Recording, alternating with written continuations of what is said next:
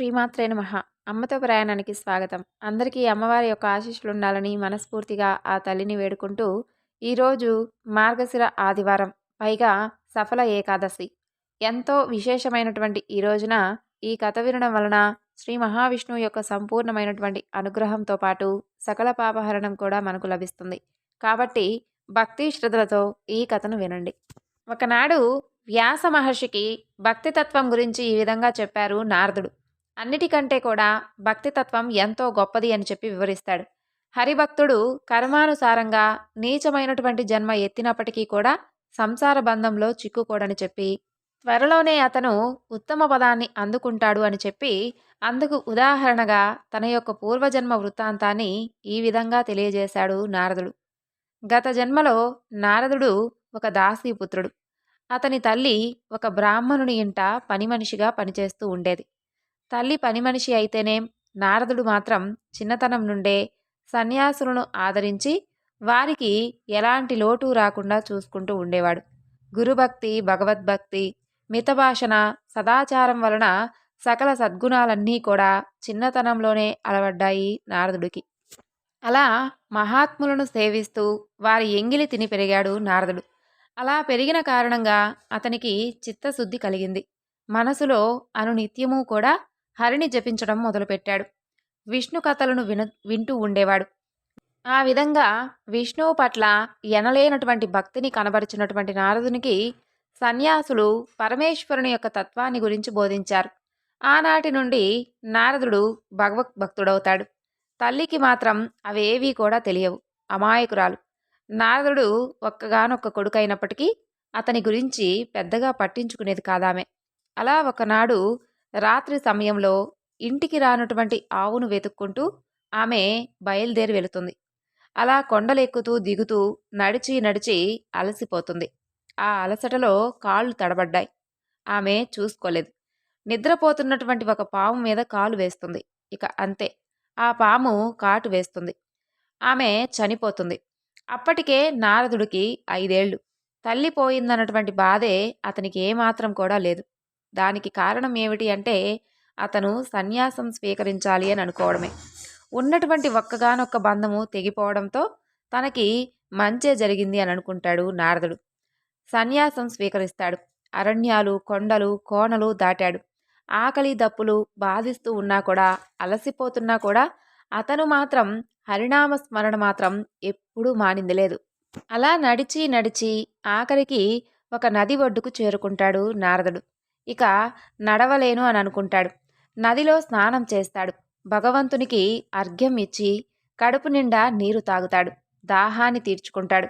తీరానికి చేరి అక్కడ ఒక పెద్ద రావి చెట్టు కింద కూర్చుంటాడు. మనసులోనే శ్రీ మహావిష్ణువును తలుచుకుంటూ హరినామ స్మరణ చేస్తూ ఉంటాడు. అలా ధ్యానిస్తూ ఉంటాడు. అంతలో భగవంతుడు ప్రత్యక్షమవుతాడు. అయితే మరుక్షణంలోనే అదృశ్యమవుతాడు. ఏకకాలంలో సంతోషము, దుఃఖము రెండూ కలుగుతాయి నారదునికి. అయినప్పటికీ కూడా హరినామ స్మరణ మాత్రం మానలేదు. అప్పుడు భగవంతుని గొంతు వినిపిస్తుంది. బాలక, నీవు నన్ను ఈ జన్మలో తనివి తీరా చూడలేవు. నీ భక్తికి మెచ్చి క్షణం మాత్రమే నా యొక్క దివ్యమంగళ రూపాన్ని చూపించాను. త్వరలోనే నీవు నా దాసీపుత్ర దేహాన్ని త్యజిస్తావు. అప్పుడు నా చెంతనే ఉంటావు. నా పట్ల నీ భక్తి ఎప్పుడూ కూడా స్థిరంగా ఉండే విధంగా నీకు నేను వరాన్ని ఇస్తున్నాను, స్వీకరించు. అలాగే ప్రళయకాలంలో కూడా నీ యొక్క స్మృతి పోదు. శ్రీహరి కరుణకు పొంగిపోయాడు నారదుడు. అలా కొంతకాలానికి దేహాన్ని విడిచిపెడతాడు. కల్పాంతాన లోకాలన్నీ కూడా జలమైపోతాయి. నీరంతా కూడా ఒకే సముద్రంగా ఉంటుంది. ఆ సముద్రంలో శ్రీహరి శయనించి ఉంటాడు. అప్పుడు శ్రీహరి గర్భంలోకి బ్రహ్మదేవుడు ప్రవేశిస్తూ ఉంటాడు. ప్రవేశిస్తూ నిశ్వసించాడు అతను.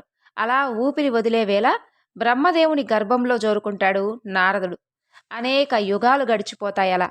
ఇక బ్రహ్మ మరలా సృష్టిని ప్రారంభిస్తాడు. బ్రహ్మదేవుని ప్రాణాల నుండి మరీచి మొదలైనటువంటి ప్రజాపతులు జన్మిస్తారు. వారితో పాటుగా నారదుడు కూడా జన్మిస్తాడు. శ్రీహరి యొక్క అనుగ్రహంతో నారదునికి దివ్యదేహం ప్రాప్తిస్తుంది. దేవదత్తం, మహతి అనేటటువంటి వీణ కూడా లభించాయి అతనికి. సర్వజ్ఞత్వం, చిరంజీవత్వం సంప్రాప్తిస్తాయి. దాంతో నిరంతరము కూడా హరినామ స్మరణ చేస్తూ ముల్లోకాలన్నీ కూడా సంచరించటం ప్రారంభించాడు నారదుడు. ఈ విధంగా హరినామ స్మరణలో ఉన్నటువంటి భక్తితత్వం ఎప్పటికీ కూడా ఎన్ని జన్మలెత్తినా కూడా వారికి పోదు. అలాగే వారికి ఎలాంటి ఆటంకాలు రావు. ఒకవేళ వచ్చినా కూడా అతను మాత్రం సంసార బంధంలో చిక్కుకోకుండా హరి పాదాల చెంతకు చేరుతాడని చెప్పి నారదుడు వ్యాసుల వారికి తన యొక్క పూర్వజన్మ వృత్తాంతాన్ని ఈ విధంగా తెలియజేస్తాడు. ఇప్పుడు రావణుడి మరణానికి కారణమైనటువంటి వేదవతి వృత్తాంతం గురించి తెలుసుకుందాం. శ్రీరాముడి భార్య సీతమ్మ గత జన్మలో వేదవతి అని, ఆమె యొక్క శాపం వల్లనే రావణాసురుడి మరణం సంభవించింది అని అంటూ ఉంటారు. త్రేతాయుగంలో పరమ పవిత్రమైనటువంటి హిమవత్ పర్వత ప్రాంతంలో ఒక తపోవనం ఉండేది. ఆ తపోవనంలో కులద్విజుడు అనేటటువంటి ఋషి వేద మార్గంలో శ్రీ మహావిష్ణువు కోసం తపస్సు చేస్తూ ఉంటాడు. అతను వేదాధ్యయనం చేస్తూ ఉన్నటువంటి ఆ సమయంలో వేదమాత అతనికి ఒక పుత్రికను ప్రసాదిస్తుంది. అతను ఆమెకు వేదవతి అని పేరు పెడతాడు. ఆమె పెరిగి పెద్దదవుతుంది. ఆమె సౌందర్యం చూసి దేవ గంధర్వ యక్ష కిన్నెర కింపురుషాదులు ఆమెను చూసి మోహిస్తారు. ఆమెను వివాహం చేసుకోవాలి అని చెప్పి భావిస్తారు. వారు కులద్విజునితో ఆ విషయం గురించి ప్రస్తావిస్తారు. అతను మాత్రం వారి కోరికను సున్నితంగా తిరస్కరిస్తాడు. పితృదేవునికి వేదవతి ప్రతినిత్యము కూడా పాదసేవలు చేస్తూ ఉండేది. నిత్యము అతను శ్రీపతి నీ పతి అవుతాడు అంటూ వేదవతిని దీవిస్తూ ఉండేది. సరిగ్గా అదే సమయంలో దంబుడు అనేటటువంటి ఒక రాక్షసుని యొక్క దృష్టి వేదవతిపై పడుతుంది. ఆ రాక్షసుడు వేదవతిని పొందాలి అని చెప్పి నిశ్చయించుకుంటాడు. కులద్విజుణ్ణి కలుస్తాడు. తనకు వేదవతితో వివాహం జరిపించమని కోరుకుంటాడు. దేవదేవుడైనటువంటి శ్రీకాంతునికే ఆమె జీవితం అంకితమైంది కాబట్టి నీ వంటి రాక్షసుడికి ఆమె భార్య కాదు అని చెప్పి కులద్విజుడు రాక్షసునితో చెబుతాడు.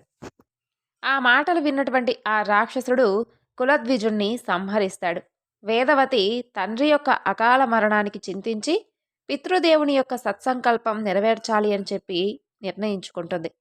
ఎలాగైనా సరే తండ్రి యొక్క దీవెన ఫలించాలి అని చెప్పి భావిస్తుంది. శ్రీనివాసుని పెళ్లి చేసుకోవాలి అని చెప్పి నిశ్చయించుకుంటుంది. అందుకోసం తపస్సును చేస్తుంది. మరొక వైపు 4 తలలు ఉన్నటువంటి బ్రహ్మను మెప్పించి పరమేశ్వరుణ్ణి ఒప్పించి దశకంఠుడైనటువంటి రావణుడు వరాలను పొందుతాడు. దేవతల రాజైనటువంటి ఇంద్రుణ్ణి జయిస్తాడు. కుబేరుణ్ణి దోచుకుంటాడు. అతని యొక్క పుష్పక విమానాన్ని అపహరించి స్వంతం చేసుకుంటాడు. ఇక లంకాధిపతి నిరంతరము కూడా ఆ పుష్పక విమానంలో ఆకాశ సంచారం చేస్తూ విహారయాత్రలలో మునులకు తపోభంగము, బలవంతులకు ప్రాణభంగము, పతివ్రతలకు మానభంగం చేస్తూ ఎంతో వినోదిస్తూ ఉండేవాడు. అలా రాక్షస వినోదాన్ని అనుభవిస్తూ ఉన్నటువంటి రావణుని దృష్టికి తీవ్రంగా తపస్సు చేస్తూ ఉన్నటువంటి మహా సౌందర్యవతి అయినటువంటి వేదవతి కనిపిస్తుంది. వెంటనే రావణుడి పుష్పక విమానం వేదవతి ఆశ్రమంలో నిలుస్తుంది. అది నిర్జనమైనటువంటి పర్వత ప్రాంతం. నా వంటి వారిని అనుగ్రహించవలసినటువంటి సౌందర్య దేవతవు నీవు. నీవు ఏ దేవత యొక్క అనుగ్రహం కోసం ఈ తపస్సు చేస్తూ ఉన్నావు? నీవు కుమారివా, శ్రీమతివా? నీ తల్లిదండ్రులెవరు? నీ చరిత్ర ఏమిటి అంటూ విమానం దిగినటువంటి రావణాసురుడు వేదవతిపై ప్రశ్నల వర్షాన్ని కురిపిస్తాడు. అప్పుడు వేదవతి ఇలా చెబుతుంది. నేను ఒంటరి కన్యను. నా తండ్రి కులద్విజుడు. నా పితృదేవుని యొక్క వేదగానంతో జన్మించాను. నా పేరు వేదవతి. తండ్రి నన్ను శ్రీనివాసునికి భార్యను కమ్మని చెప్పి దీవిస్తూ ఉండేవాడు. ఆ శ్రీపతిని భర్తగా పొందాలి అని చెప్పి నేను తపస్సు చేస్తున్నాను అని చెప్పి వేదవతి సమాధానం ఇస్తుంది.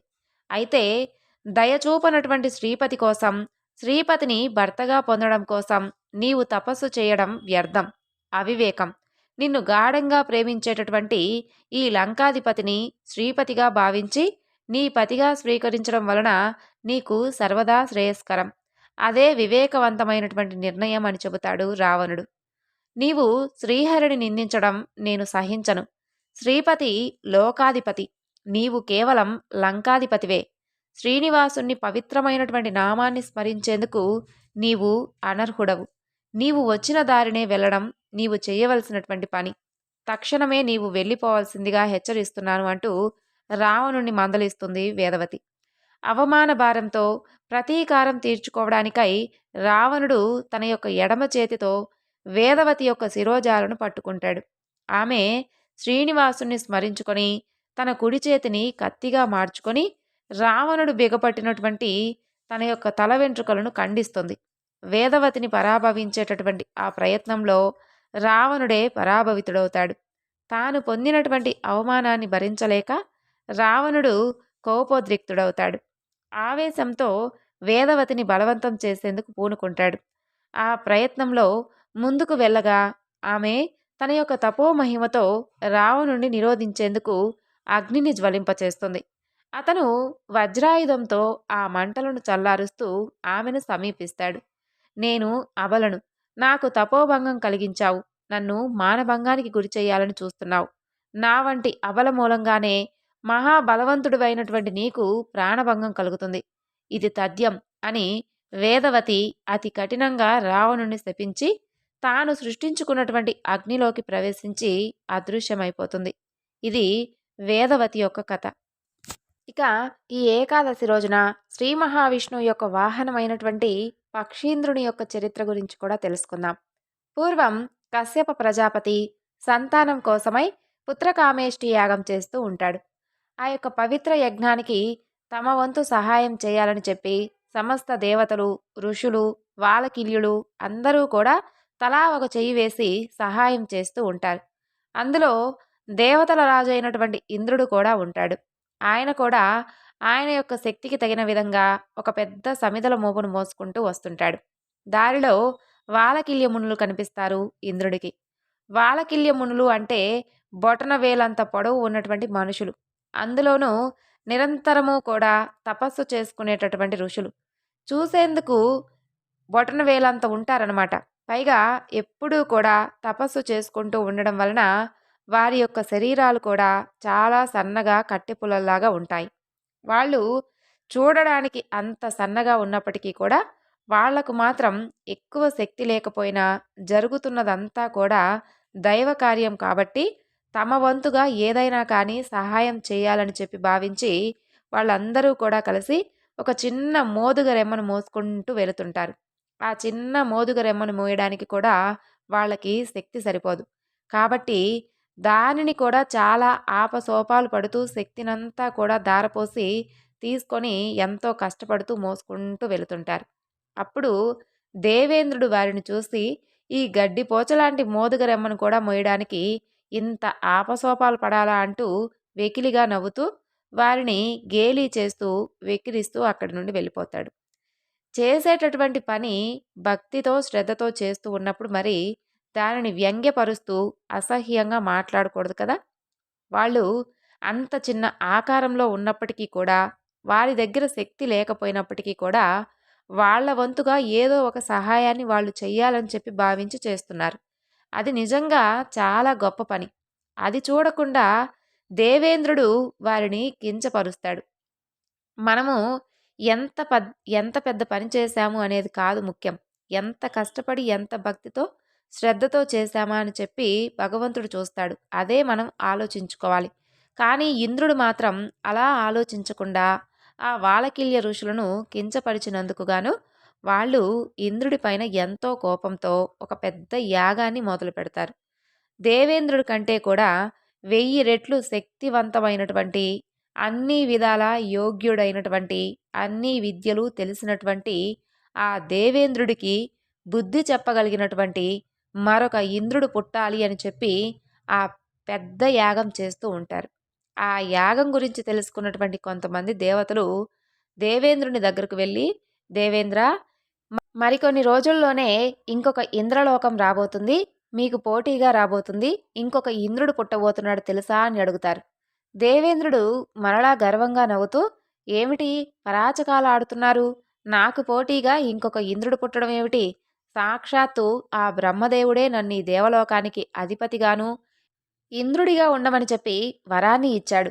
ఆ బ్రహ్మదేవుని వరానికి వ్యతిరేకంగా ఇంకొక ఇంద్రుడు ఎలా పుడతాడు, అది అసాధ్యం అని అంటాడు ఇంద్రుడు. అయ్యో దేవేంద్ర! మీరు మీ అంతకు మీరు ఇంద్రలోకాన్ని పరిపాలిస్తూ ఊరుకొని ఉంటే, ఈరోజు ఇలాంటి అవాంతరాలు జరిగేవి కాదు కదా! కానీ మీరు అలా ఊరుకునే రకం కాదు కదా! మహా తపస్సంపన్నులైనటువంటి ఆ వాలకిల్య మునులను, వారి యొక్క ఆకారాన్ని, వాళ్ళ శక్తిహీనతను చూసి వెక్కిరించి మీరు వారిని అవమానపరిచారు. దానికి వారు ఎంతో కోపగించుకొని మీకు వ్యతిరేకంగా ఇంకొక ఇంద్రుడు పుట్టాలి అని చెప్పి వారు చాలా పెద్ద యాగాన్ని చేస్తూ ఉన్నారు. వాళ్ళ తపశ్శక్తి గురించి మీకు తెలిసిందే కదా! అని అంటారు ఆ దేవతలు. ఆ దేవతల మాటలు విన్నటువంటి ఇంద్రునికి భయంతో ఒళ్ళంతా కూడా చెమటలు పడతాయి. తను చేసినటువంటి తప్పుకు తనను తానే బాగా తిట్టుకుంటూ, నేను ఉన్నటువంటి చోట సరిగ్గా ఉండలేను కదా! ఛ! నా నోటి దూల వలన ఇప్పుడు ఇంత పెద్ద అవాంతరం తెచ్చిపెట్టుకున్నాను అని అనుకుంటూ తన తండ్రి అయినటువంటి కశ్యప ప్రజాపతి వద్దకు వెళతాడు. ఆయన దగ్గరకు వెళ్ళి జరిగినదంతా కూడా చెప్పి ఎలాగైనా కానీ ఈ ఆపద నుండి తనను గట్టెక్కించమని చెప్పి వేడుకుంటాడు. ఆయన కూడా దేవేంద్రుడు చేసినటువంటి తప్పుకు కోపగించుకొని బాగా తిడుతాడు. నీకు అధికార గర్వం ఎక్కువైపోయింది. అందుకే ఇలాంటివి జరుగుతూ ఉన్నాయి. ముందు నీ అధికార గర్వాన్ని తగ్గించుకో. లేదంటే నీకు ఎప్పటికైనా సరే ఇలాంటి అవాంతరాలు వస్తూనే ఉంటాయి. ఇప్పుడు బాధపడి ఎలాంటి ప్రయోజనమూ లేదు. నీ తండ్రిగా, ఇంకా ఈ లోకక్షేమం కోరుకునేటటువంటి ప్రజాపతిగా ఆ వాలకిల్య మునుల వద్దకు వెళ్ళి నాకు చేతనైనంత పని నేను చేస్తాను. ఇక మిగిలిందంతా కూడా ఆ భగవంతుడే చూసుకోవాలి అని చెప్పి బయలుదేరతాడు. వెళ్ళి కశ్యప ప్రజాపతి వాలకిల్య మునుల యాగం జరిగేటటువంటి ప్రదేశానికి వెళతాడు. ఓ వాలకిల్యమునులారా! ఆ బ్రహ్మదేవుడు స్వయంగా ఆ దేవేంద్రుడికి ఇంద్ర పదవిని ఇచ్చాడు. ఇప్పుడు మీరతనికి పోటీగా ఇంకొక ఇంద్రుడు జన్మించాలి అని చెప్పి ఈ యజ్ఞాన్ని చేస్తూ ఉన్నారు. ఇది ఆ బ్రహ్మదేవుని యొక్క ఆజ్ఞకు విరుద్ధం కాదా? పైగా ఇద్దరు ఇంద్రుడు ఉంటే 2 ఇంద్రలోకాలు ఉంటాయి.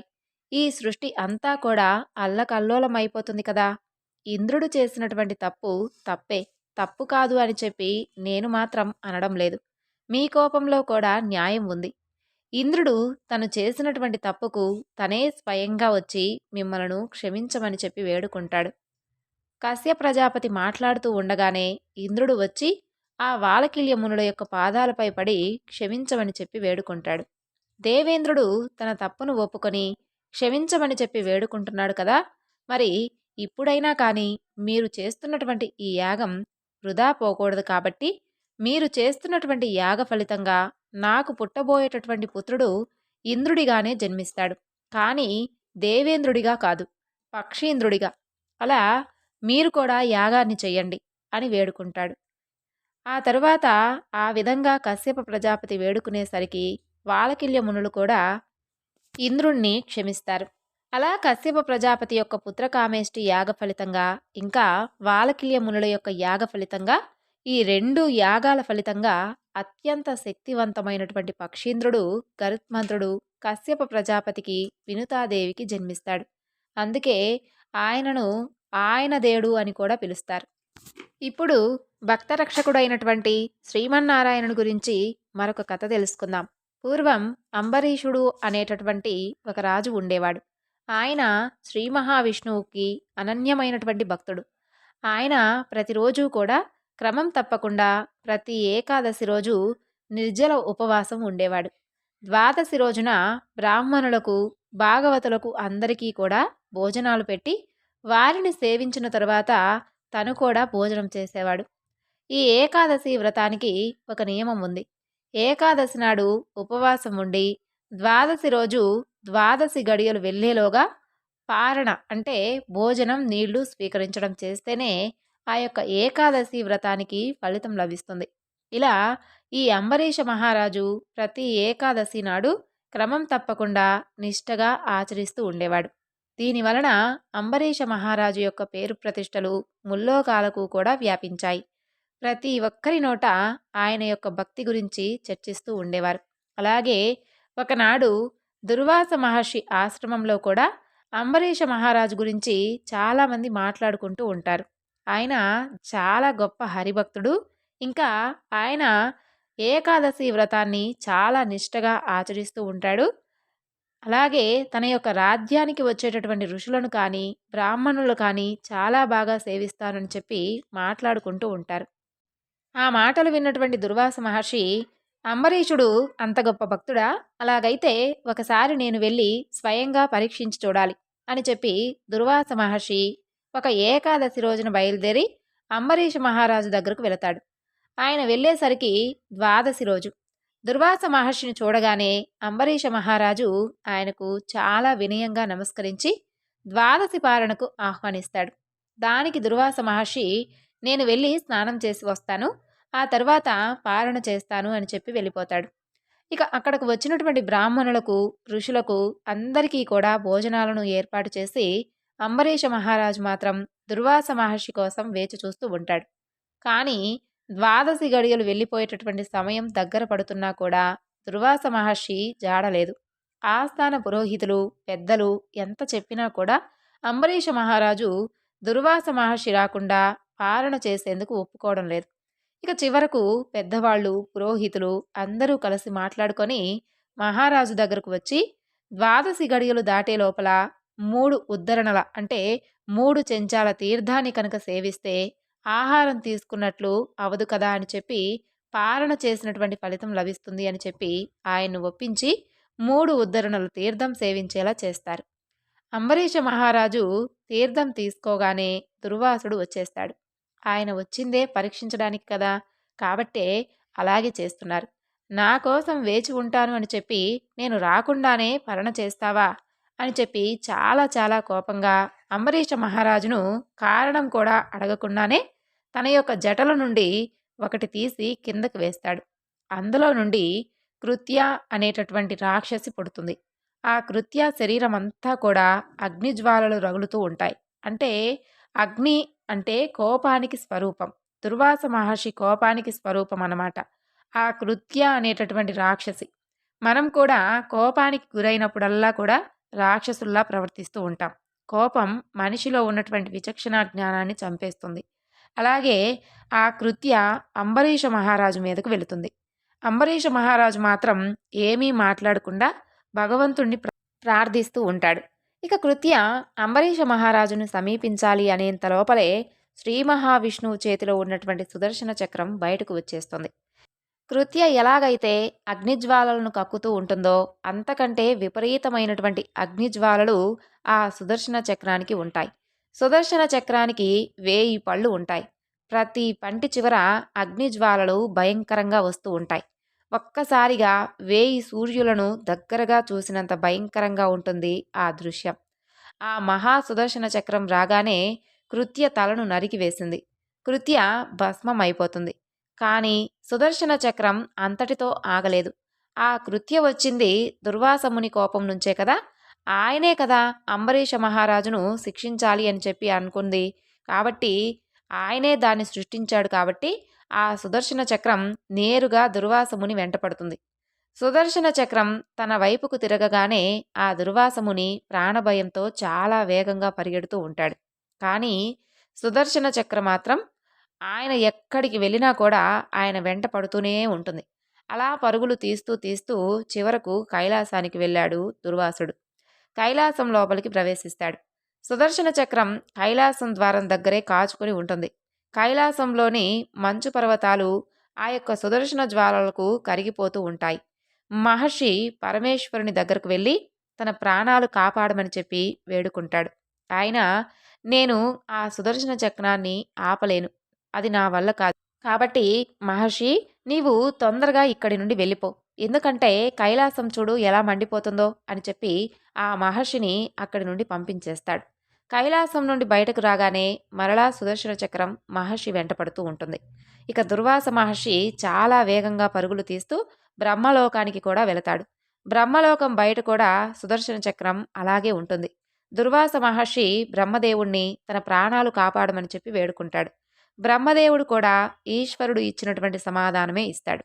ఆ సుదర్శన చక్రం నేను సృష్టించింది కాదు, నన్నే సృష్టించినటువంటి మహావిష్ణువుది. వెళ్ళి ఆయన దగ్గరకు వెళ్ళి వేడుకో, నీ ప్రాణాలు నిలిచేటటువంటి ఉపాయం దొరకొచ్చేమో అని చెప్పి బ్రహ్మదేవుడు పంపిస్తాడు. ఇక మరలా దుర్వాస మహర్షి పరుగులు తీస్తూ వైకుంఠానికి వెళతాడు. సుదర్శన చక్రం మరలా దుర్వాస మహర్షి వెంటబడుతూ ఉంటుంది.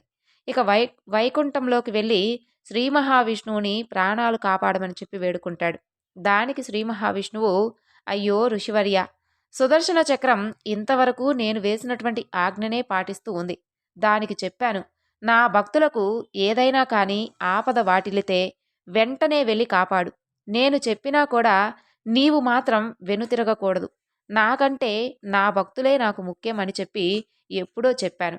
కాబట్టి ఇప్పుడు నేను దాన్ని ఆగమని చెప్పినా అది ఆగదు. ఆ అంబరీషుడు ఏకాదశి వ్రతాన్ని నిష్టగా ఆచరిస్తూ ఉన్నాడు.